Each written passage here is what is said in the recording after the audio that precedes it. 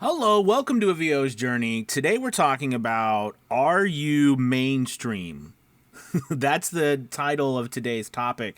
I'm going to discuss my thoughts and opinions on voice actors and style. And are you mainstream or are you character? Are you narrator? There is a big difference. I see a lot of amazing voice actors. I work with a lot of them. I have an incredible group of voice actors that we train and I talk to every day from a VO's Journey Elite Academy. Check out the link below. We'd love to have you and help you. And what I notice is of course we're all unique, and we all know that. But just like on stage and on the TV and film, there's this age-old thing that we classify actors as lead actors, like male lead female or male actors, and then character actors, the people who play the characters, right, who can morph and do a whole bunch of different types of things. It's extremely rare that both a lead actor and a character actor can be one. It's extremely rare. However, it does happen. There are some, and we've seen some of them, and usually comedians. We've seen comedians or not, but typically comedians will try to do a film or two where they're playing a real, more of a leading male role. Even though they're leading in the film, it's a character, right? So a character can lead, but not being themselves per se, if you want to say it that way. Now, why am I bringing this up? Well, because I think, being mainstream, I see a lot of voice actors who have a really cool and unique style about them, not knowing exactly where they fit in and trying to say, well, I'm trying to do, neutral American commercial work, or I'm trying to do, something that is, very radio style that's very, stylistic on a very specific format, and their voice doesn't fit that, but their voice fits somewhere else really well, but not in that mainstream commercial light. And it can be very frustrating, but it is also important to be aware of it. Now, again, I'm very hesitant, and I've learned this over my life. I've been very hesitant to tell people what they can and cannot do, because I'm personally that person. When you say you can't do something, I get like, Mach 10 to do it. You know what I mean? I'm like fired up to prove that person wrong, right? That I can do something. So I never want to say, because I really believe you can make anything happen that you want. However, I do think that some people are more predisposed to certain things, certain types of characters, certain types of narration, than they are in a commercial light. You know what I'm saying? There are some people who just have that very expected commercial style voice, and other people don't have that commercial style voice.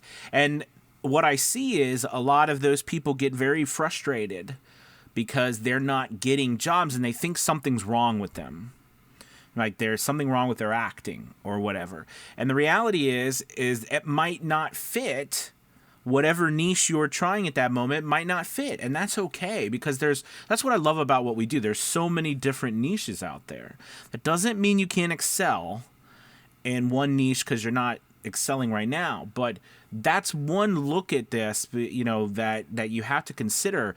And oftentimes I find working with someone, and this is important, when you ask for feedback, make sure that you're asking the person you're asking for feedback, or the group you're asking, and when you get that feedback, make sure you're getting it from someone who you believe has the experience to give you feedback from a place of knowledge and training and know-how, as opposed to people who are wonderful and kind and trying to give you feedback, but their feedback might not be able to verbalize the feedback effectively for you to grow. So it's important to make sure where you get feedback from and who you're getting it from, to take it with a grain of salt too. because someone's opinion might come from an honest and caring place, but they may not be trained and have the experience to give you accurate feedback or feedback that actually helps. And don't forget, too, a coach and a teacher, a lot of times those are two different things as well. I think clarifying what all these stuff means is important, too. Whereas a coach pumps you up, they're there to guide you, even there to help you, maybe lead the ship for you, steer you in the right direction.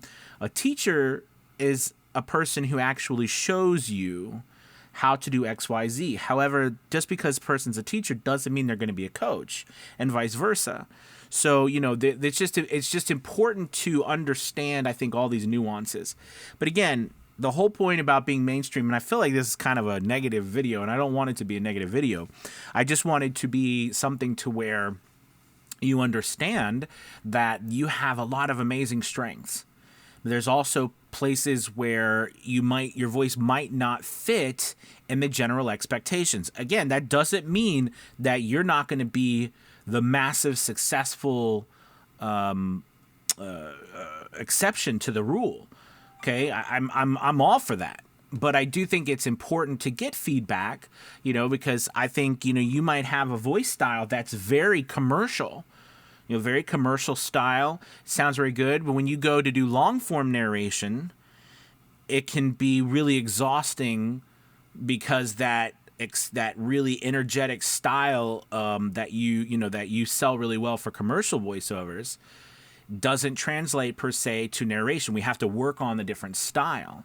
And there's also accents and things like this that also play into everything. So I think it's a good idea. I guess where I'm going with all this is it's a good idea to get training, to get training and to get with someone who knows how to help you and mold that from you and give you that feedback and help steer you in a good direction, a positive place, and be open and honest with you about it. I think that's an important thing too. So, but anyways, listen, in the end, you have to make your decisions about your business.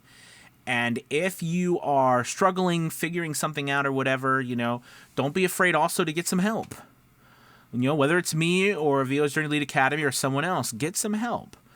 Every professional, every successful business, they have help. They have consultants. They've got teachers. They've got groups of people who help them. Everyone. They've got trainers. Think about it. We're no different. We're no different. I have learned that the more I do just by myself, the harder it gets. Right? It's just because it's too much. It's too much to expect yourself to be able to do everything and to know everything. That's just not possible.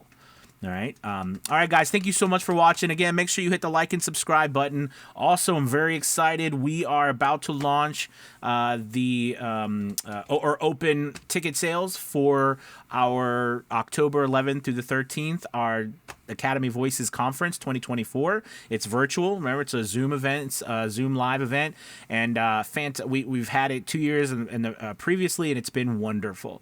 We've got an incredible lineup. I'm sending that out on Saturday, making it live, so I'm very thrilled. Again, it's October 11th through the 13th.